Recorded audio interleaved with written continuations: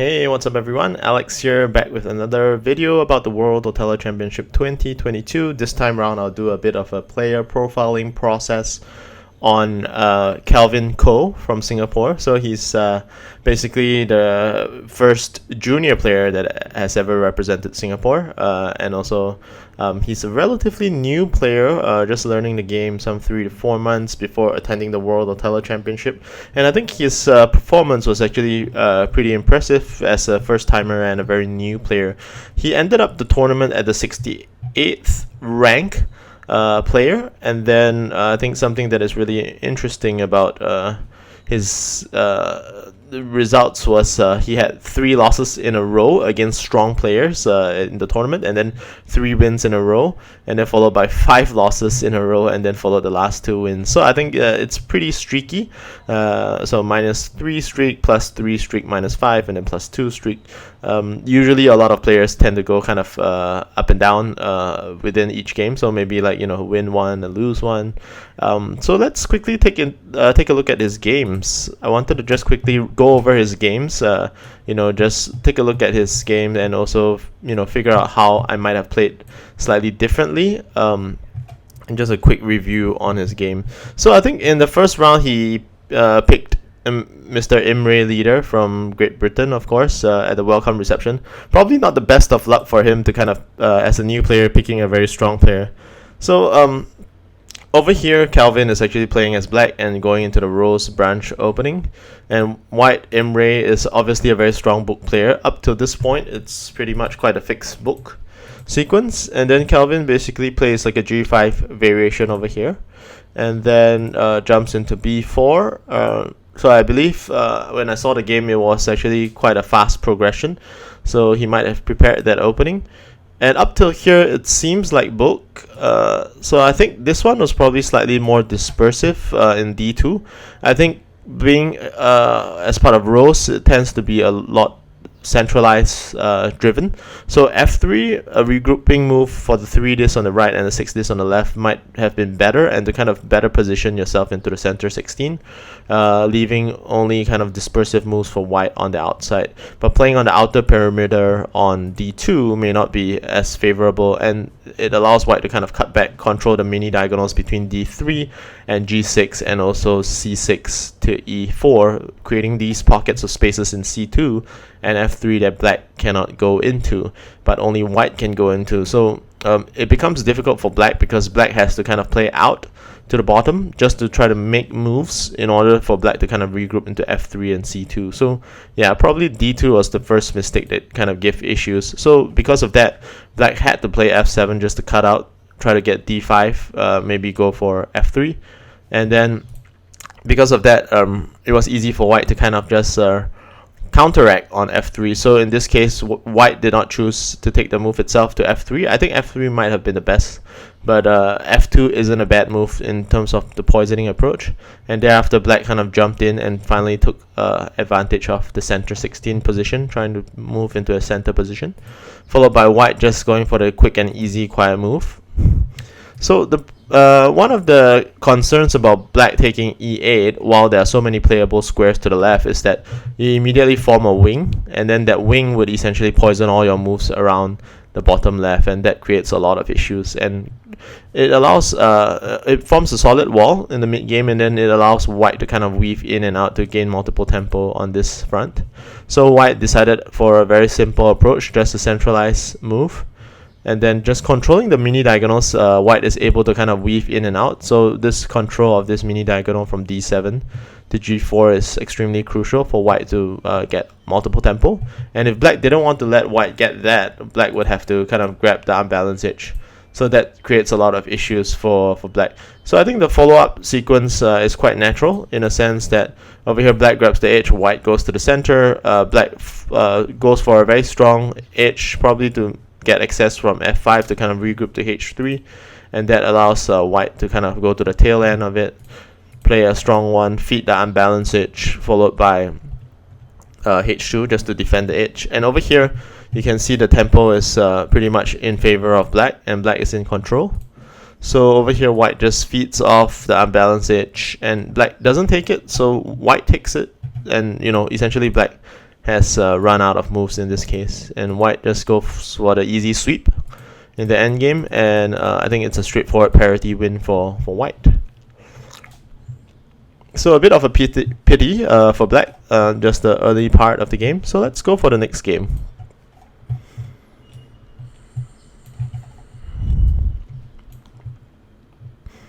So over here, Calvin is white and up against a Korean player, An Tae-yong. I think he's quite strong as well. So black is playing black rose opening. White is just going for the typical book sequence in terms of counter of rose. It looks like, yeah, black is going for a rotating flat, or at least a flat opening for starters. So this opening, okay, so black variates to b4, cut into the center, breaks the shape, and white goes for b3, b3. Usually b3 wraparound follows with a5. If you don't want to wrap around, then you probably should have played e2 earlier, I guess. Playing b3, b5, and then e2 kind of contradicts yourself a little bit. If you wanted to play b3, b5, I think the follow-up should be a5 over here to do the wraparound.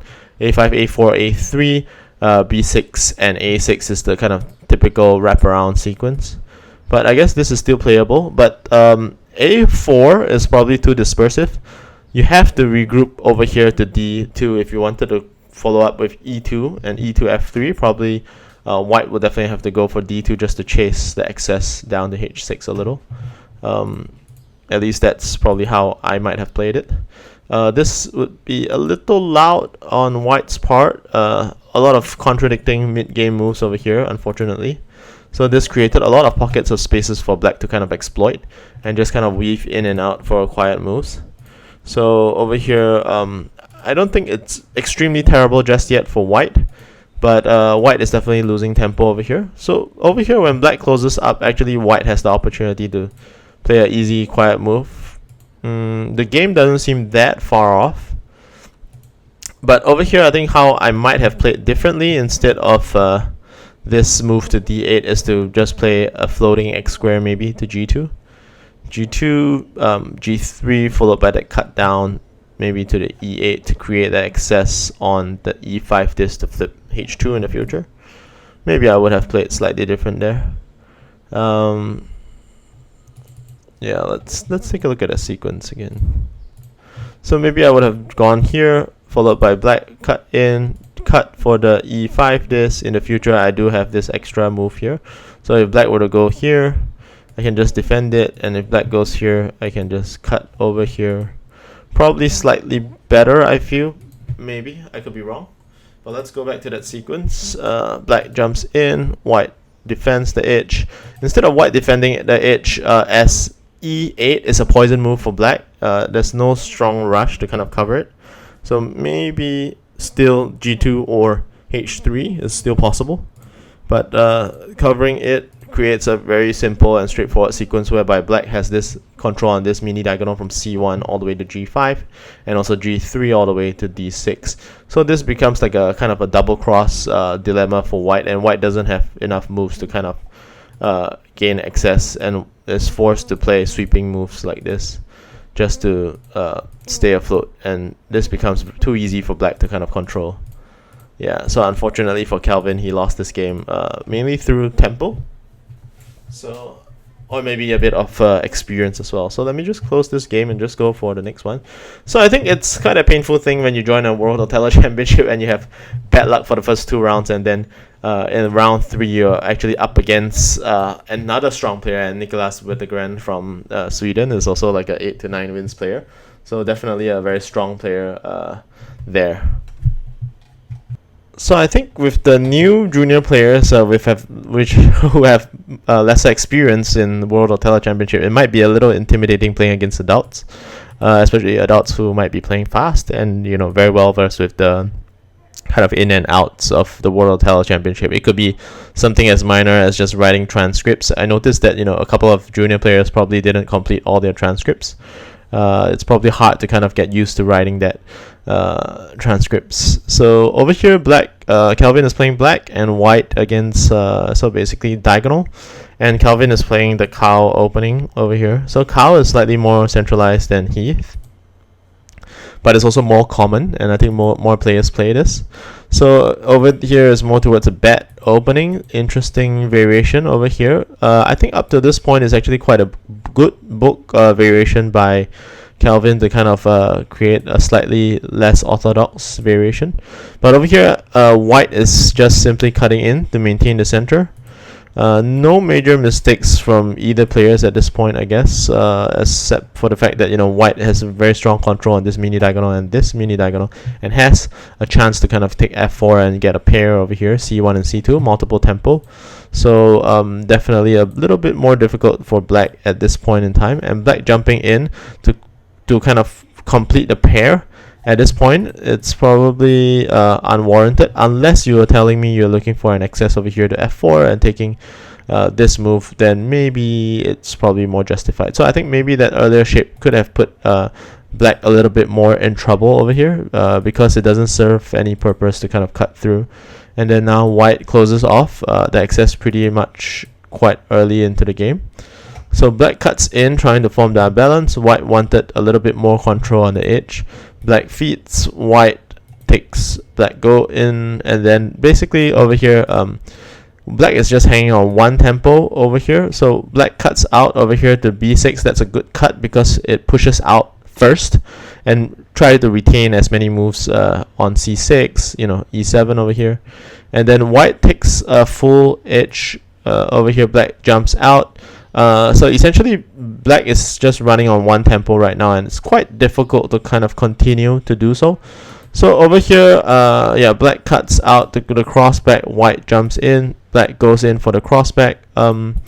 Maybe something slightly different I might have played was maybe to do here and here, but yeah, I think the end result might have been the same for the crossback, and then followed by white just cutting in, getting this move over here.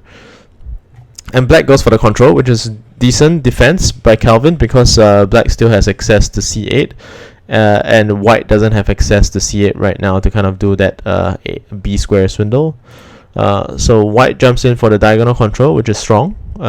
Basically, white has kind of concluded that, you know, over here there aren't any moves for black to kind of play to. Only b1 gives up a corner and multiple tempo. Probably not too great, but black doesn't have much of a choice here, so has to squeeze into the sides. I wouldn't say black is playing a very bad game per se, because it still looks, you know, something that is playable.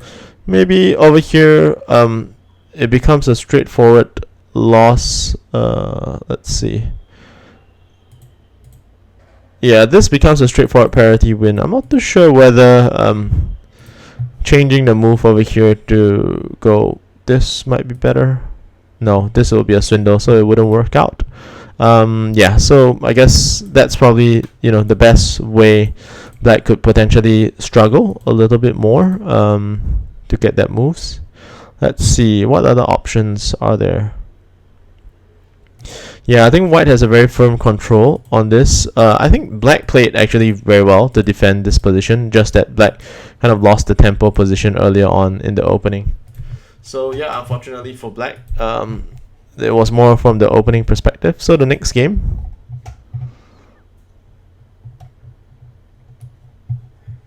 So Kelvin up against Sophie.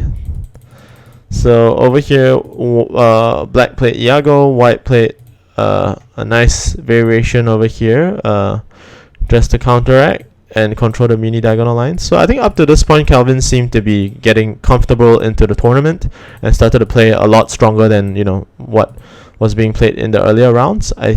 Not too sure about this move though. This move is a bit loud and just kind of escaping the fact that black has one additional tempo to c3. Yeah, but I think both players kind of gave up comfortable tempos to one another, so still not, you know, too terrible in terms of both position. Yeah, so I think this game was decided purely based on parity. So yeah, let's go skip over to maybe the next game over here, where Kelvin had to face off Van den Brecht. Okay, hopefully I pronounced that name correctly. So Kelvin went with black rose again. This was round 7, just to close off day 2. And Kelvin went for his usual G5 variation, followed by the center cut. So this is quite a standard sequence, and then going for multiple tempo F7, and then followed by potential E7. That's fine. Cutting in, and then basically this actually looks pretty much in favor of black. Probably just the closing endgame sequence that gave trouble. Over here, I think something that I might have played slightly differently instead of H6 would be to just play a head and tail. So with H3 from white being like the head and the tail end of this being D8, and of course the square would be C8 with the playable black move. So this would provide black multiple tempo with the backing of left side white block poisoning all the moves on the bottom right. Black could easily gain multiple tempo and kind of position himself in the center instead of committing to the sides to maybe give up more tempo perhaps. But I think it wasn't too bad. Yeah, probably H6 was a slight issue that allowed white to kind of target H4 that created additional tempo. And by ignoring this and not closing this pocket, white taking it, black doesn't have this, so that's a problem. So when white jumped in, black became kind of tentative in its position to try to get the tempo. So I think the H tempo is quite important in terms of this play. So yeah, definitely C8 should have been before H6. And it would help him a lot more in the overall sequence. Over here, it became a lot easier for white to kind of establish itself into the center, and then followed by black gaining an unnecessary edge, and then also one more unbalanced edge that is attackable. So it became too risky for black on a lot of fronts over here. So this move might have been a little too hasty perhaps, but yeah, feeding off the unbalanced edge, going for the edge. Over here you have to continue probably with G7 because opening up one additional tempo over here doesn't make sense. This area, 5 square zone where only black can decide when to go in, so you probably should play G7. If you play the kind of E8 B8 feed, you have to play G7 to feed off the corner, even though you lose parity over here, but you can gain it back from the top left, so you have to play G7. So if I just put this G7, white, black, white, and then followed by maybe black just grabbing this edge, white jumping in, black taking the corner, white. Ultimately, white grabs, black grabs this, and then followed by maybe the edge. May not be enough, but let's see. Black, white, followed by a quiet move. The problem is because this parity is controlled, but let's see. Just more than enough actually to win the game. So that would be a forced line, and that would be quite important for black to kind of weigh the bottom edge and the left side edge instead of just going for opening up another tempo for white to kind of gain that advantage. So let's go to the next game. So over here, yeah, Kelvin is playing against Feldborg. So obviously Karsten Feldborg, he's a very seasoned player. He's joined like more than 20 World Othello Championships and is a very strong player. So let's see how Kelvin fared against him. Karsten was playing horse opening. White was just playing a standard book follow-up. And over here, maybe a bit too loud, this move perhaps, but still not that bad. White jumps into the center, not that bad. And white probably okay, so this move would have been a lot more effective if white just played to D7 and then kind of threatened for C6 multiple tempo potentially, because C6 is still poisoned by the G6 this. So maybe playing B5 was way too loud, flipping 3 this and then giving up a lot of side tempos, considering that black is already positioned on the right side. Giving more side tempos in the form of F7 and maybe F1 may not be that great. So now white jumps in. So again, D7 might be a move too late and gives up 2 flanks for black easily. And with this kind of outward shape, white would then be forced to kind of jump out over here to kind of regroup. So that's a problem. And this jump out was definitely way too loud. Flipping 4 this in 2 different directions versus flipping 2 this in 1 direction. Definitely H4 has to be the priority over H5. So pretty unfortunate for white over there. With this, it allows black to kind of just curl up, control the mini diagonals. Easy for black to kind of shut down the game earlier on in terms of tempo. So again, over here, white it's possible for white to kind of balance out as a result of black maybe having a little bit lesser planning in terms of that, but black just doing minimization is enough to kind of control the game all the way to that position. Yeah, over here it became very difficult for white to do much because white is definitely way too loud and black is just simply weaving in and out of the shape and just taking control on the inside. So yeah, definitely, and with this kind of pocket, black can even just sacrifice the corner and give it up, and that would still be enough for black to kind of wrap up the game with multiple tempo. So yeah, quite a pity. Probably more towards the mid game, the early mid game move over here to the stretch out on the left, b5 instead of d7, probably make the game crumble a little too early, and then followed by h5 instead of h4. Okay, so let's take a look at the next game. So Kelvin against Yasmin. So over here Kelvin played Heath. Probably not a bad choice in terms of opening, but you have to be able to carry out the follow-up for sure. So something slightly different that I would have played here is just to simply play d6 instead of the stretch out to c4. It's probably a lot safer. And also over here, you have to play c5 instead of d6 because c5, d6, you can still play c6, but problem with d6 is d6 e2, your access to c5 is removed and you have to kind of find another way out in terms of flipping, and then that became a very awkward move. And then I think I recall seeing this game and a lot of edge approaches. Like this edge approach is definitely a no-go. You can't approach a disc like h4, which is what I call the inner b square. You cannot approach the inner b square without having the out. You cannot approach the outer b square rather without the inner b square being filled. So this becomes multiple tempo for white. So not a great sequence over here that allowed white. And then another approach for an outer b square while the inner b square is not filled in d7. That creates multiple tempo for white, and this time it's even more tough because this entire column is black. So you're making essentially one move to d8 and giving one move back from white to c8, and then there is one bonus move created for white. So that move basically served no purpose in terms of trying to create more moves for yourself, but rather just increase the value of your opponent for sure. And then black is forced to play to the top. If that's the case, you probably shouldn't have created those two flanks and just went with the multiple tempo or just going up to the top instead of just creating that two strong edges for white. So I think thereafter the game was an entire struggle for black throughout the game, and white just trying to close off the game with tempo. So unfortunately for black, Kelvin had a very rough game in this sense, and then kind of lost quite a couple of this there. So let's take a look at the next game.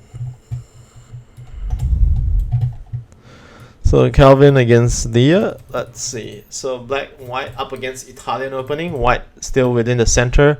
No major mistakes, I guess, over here. Something that I might have played differently, maybe b6 instead of b4 perhaps, but it's still within a centralizing space. Just that the problem is when you play b4 and opponent has c7, you don't really have that nice centralizing shape over here easily. Yeah, so let's see. This becomes a bit loud, but white is still positioned into the center. Still not too bad. Something that I might have played slightly differently is to just fill the pocket at b3 instead of forming the b6 pair for your opponent. Usually forming a pair is quite strong for your opponent. And breaking a pair is probably not that great as well until there is a purpose. So you have to kind of form up b3, and given that c2 is poisoned by f5, filling up b3 would be quite important in terms of tempo. And if black were to kind of remove d5 in the future, a5 becomes a free move.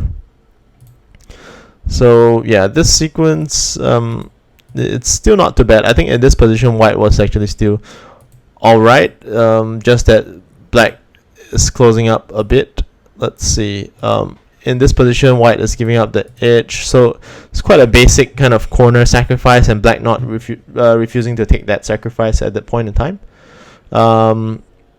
So over here, white played this move to d8, giving up the edge. So if you want to play that continuation, you have to kind of jump in and play the x square, because you have to protect the tempo. If you don't protect the tempo and black covers up, then you lose the tempo. So by doing such a maneuver, you have to kind of follow up with that. But yeah, let's see. G4 followed by that close off. And then white essentially only has one tempo, which is the H6, H7, G6 combination. You have to make sure that black doesn't have a diagonal control. And in this area, what you could do is probably to play G7, which is a floating x square or just a cut into, to kind of split these two discs, because these two surface discs that white has, if white plays G6, it flips both at once. But instead of kind of spending $2 at once, you want to spend $1 or one move at a time. So you should probably play G7 to split it up, perhaps.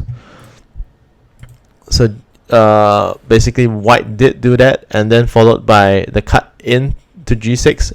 I don't think white is in a very terrible position right now. White pocketed that space, black take it. Alright, and then over here, white went for diagonal control. I think it's really tight and hard to kind of decide. Yeah, this was probably a bit too extreme, because it gave black 1, 2, 3. Maybe a little bit much, just to get the parity in the lower right. What I might have done differently over here is to consider this tempo, G8, force H8, pocket H7, and then followed by cut in.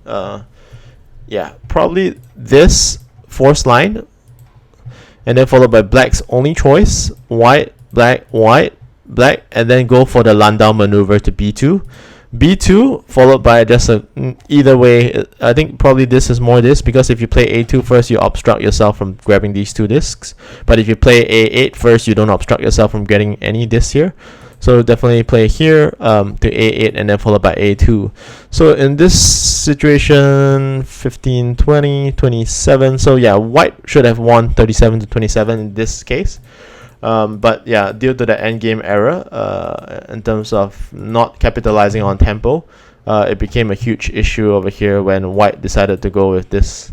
So white, black, followed by white, gave probably black a little bit too much. Let's see what was the actual sequence. So black did take that one, and white slot in black, white. So this created a situation whereby black has more moves to kind of move into, and thereafter it just simply wasn't enough for white.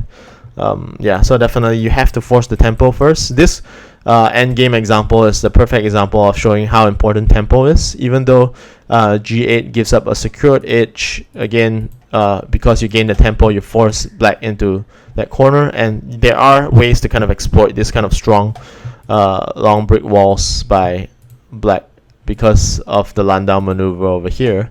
That is a quiet move and a swindle, and then ultimately white and white multiple moves can actually reverse the game very well. So I think that's pretty much it for Kelvin's games. I think the two games that he won by a huge margin in the last rounds was decent, and you know, there isn't a need to kind of quickly jump into it in terms of mistakes. There were two games that did not have transcripts, unfortunately. Probably the players are not used to making these transcripts. So yeah, hopefully this review video benefited you know, Kelvin for sure when he watches this video in hindsight, and of course also benefits all the junior players out there. And of course, I'm happy to see an unprecedented number of junior players coming into the game and learning the game, and hopefully everybody enjoys the game a little bit more, gets the exposure, gets inspired to do a lot better. And yeah, hopefully I meet all of you one day at the next World Othello Championship. So thank you very much for joining me, and I'll see you at the next video. Goodbye.